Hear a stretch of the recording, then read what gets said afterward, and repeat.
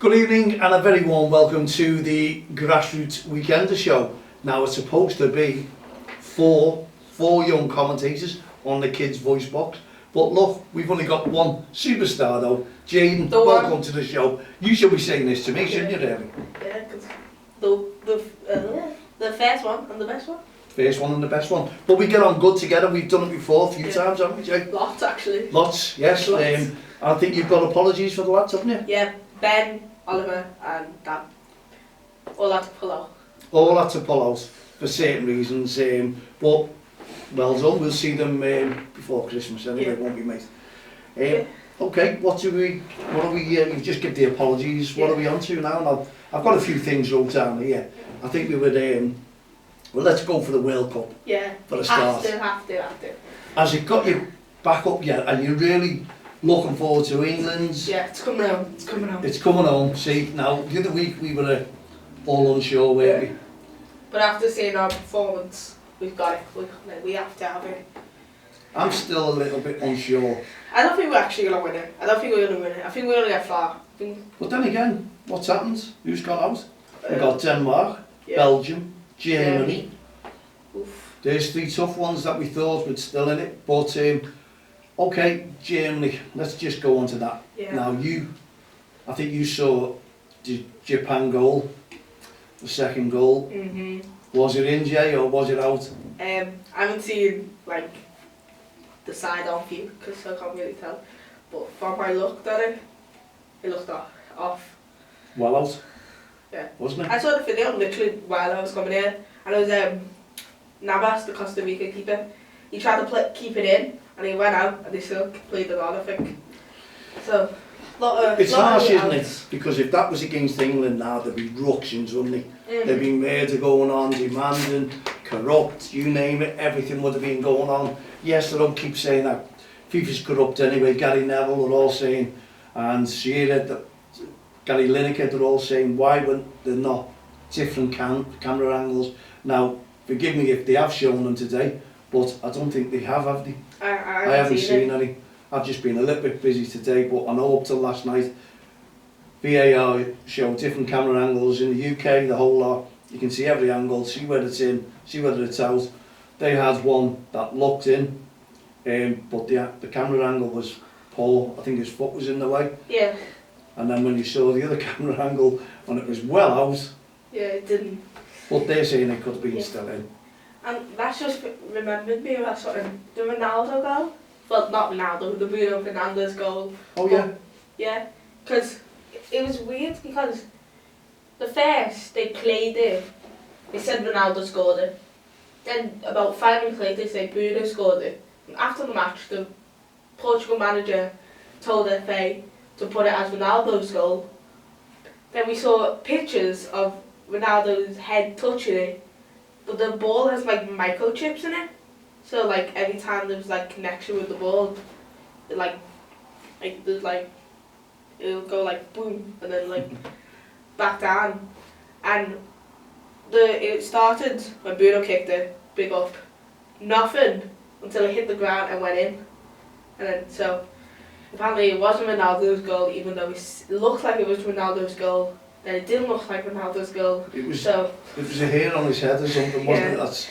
That's the way it is. But I don't think those two will be arguing much about it. No. If they do, they're happy to go through it. It's one of those things. Yeah. You know. I saw the thing. It said something Piers Morgan interviewed Ronaldo. Oh yeah. When Piers Morgan put boom, and then Chris tagged Cristiano Ronaldo. Then Specsavers went, "Do you need us?" Just I love it. I didn't see that, but I like that. It's it's Bruno's. Do you need us or something? Very good. Yeah, very good. I like that one. Here you go. Specsavers getting in there, diving in. Well done. We won't go on about Specsavers too much because referees don't like the way they go, do they? You know what I mean? So, anyway, that's the World Cup, and we're playing Senegal. Yeah. On is it 7 o'clock kick-off? I think it is Sunday. Most probably. I hope we win it. I think we could win it, but yeah, we never know. What about the USA? The Netherlands? Lucky. I'll definitely go because of Van Dijk. They've got him in there. Yeah. I think they'll just be a little bit better against the USA than England were. I don't know. It's going to be probably close, still close, but I'm just going to Netherlands on that one. I'm going to the Netherlands because the USA was good against us. We didn't have really like a good. Well, we were getting through even if they did beat us. We just give them too much respect. That's my honest opinion. I think we are better than the USA, but well done to them. They're through and they're playing the Netherlands, so they play first, so we'll know who's through on that one, the last 16. And then, as I say, we played Wales the other day, but I thought Wales were very poor. My honest opinion, though. Yeah. That first goal by Rashford, the free kick, was... I don't think it was a free kick. What? Definitely not a free kick, no. Oh, I thought it was... To give us, was that the first goal? Was the first goal, wasn't it? Yeah, it was the first goal, and then... Foden, it was Foden. Yeah, I don't know if Foden or Mount. But I've seen quite a few of these free kicks given lately, where the players are going in and kicking the leg behind the defender, and fall over. And the referees are giving a free kick, and they're everywhere. Now, it was a good goal, you had to say. It was a good goal by your free kick was, but again, my honest opinion is, I don't think it was a free kick, but people are saying it is. But the pundits, if you look at it closely, if you played the game, you'll see that these players are kicking the back of a defender's leg and going over and getting free kicks. I saw, Rashford, like, the first, I don't think the first ever, but one of the youngest players to ever score in a World Cup in each of every group stage, because he scored against Iran.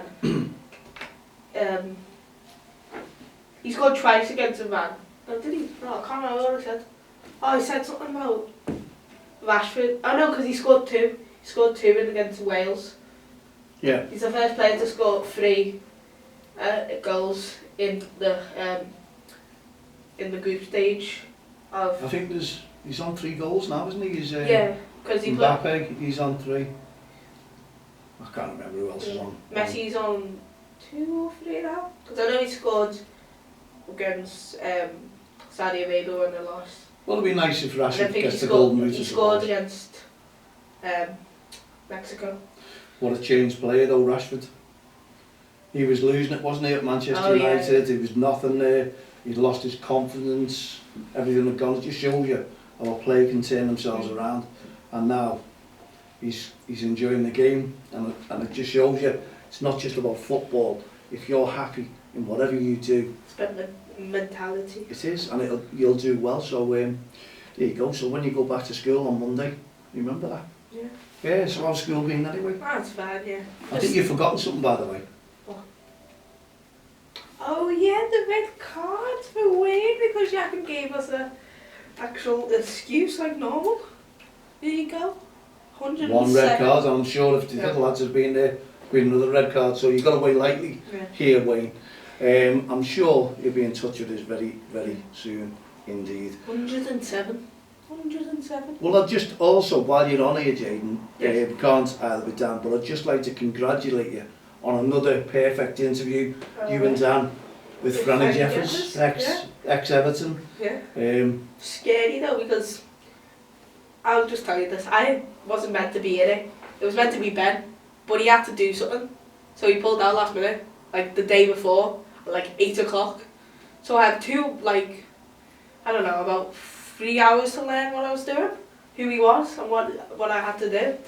So like, I just learned it, did questions, wrote the questions down, and I enjoyed it. Yeah, so. Well, there he was on call, he was ready to go, and he come in and done a fantastic job. Well, this is what we're saying, aren't we? Start studying every guest that we have in, because if something does happen to one of the young commentators, one of the Kidz Voicebox, then you can jump in, take over and do what you've done.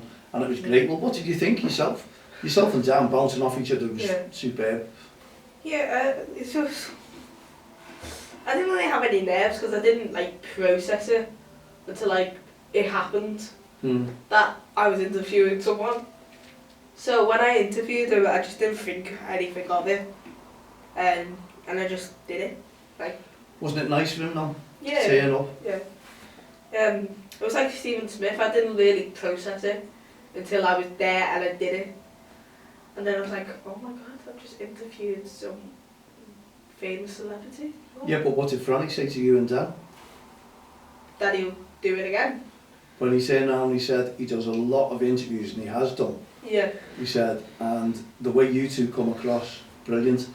He felt relaxed, he felt good about it, he was happy. It was good to me to know that your confidence has boomed since we first got together.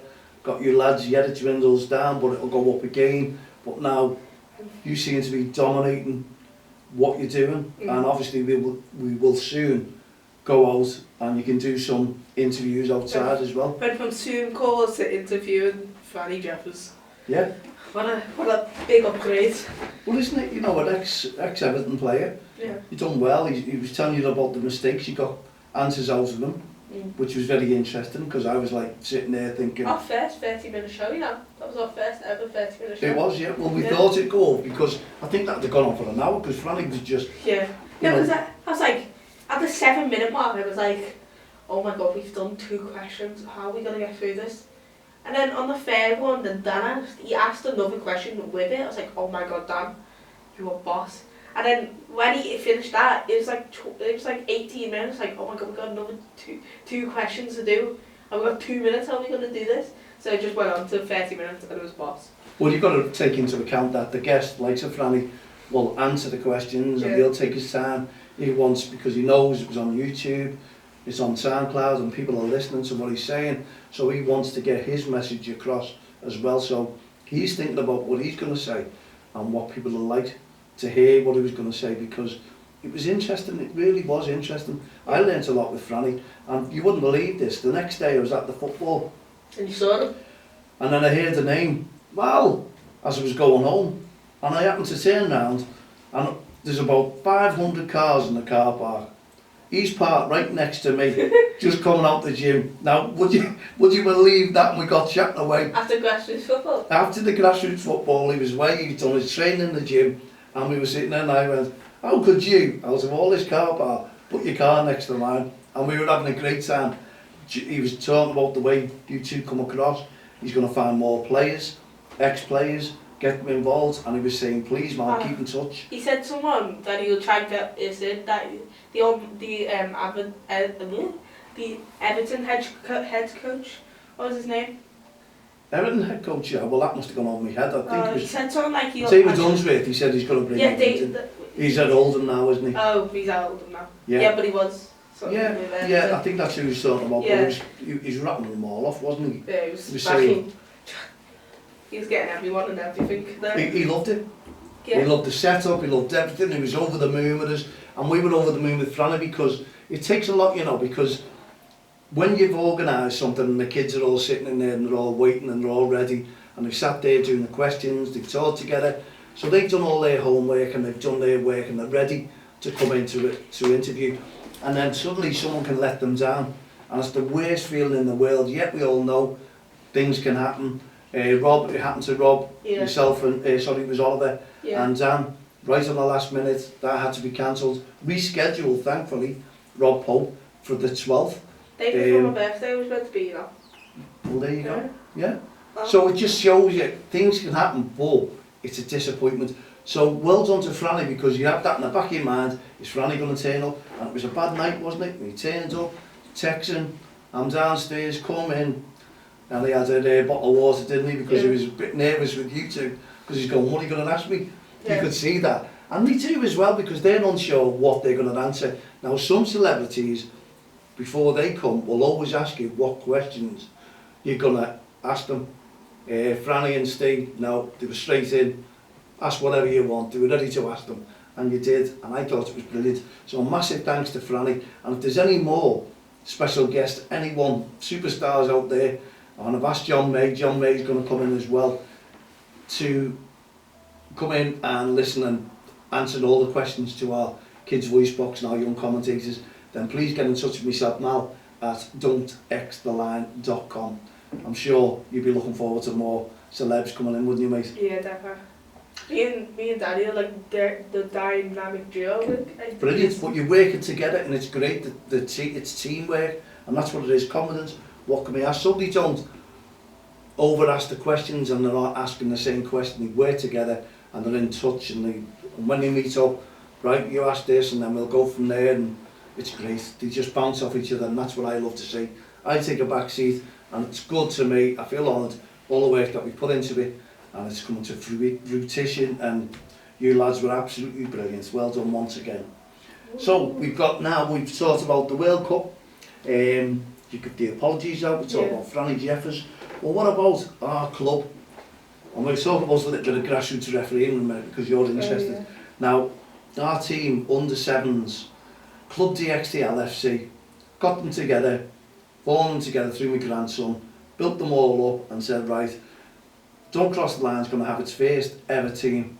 They're going to get together, they're going to spread the message about respect, don't bully the ref, and obviously it gave me a chance to feed them through, and I've got my lad who's helped me organise it as well, and Colin Fulton's on board, and we want to try and get the message through the kids that they understand why the referees are there. They're not going to question the referee, not going to argue, and it's going to be hard work because the kids, they like scoring goals, and it's hard to try and get them to play football and pass the ball.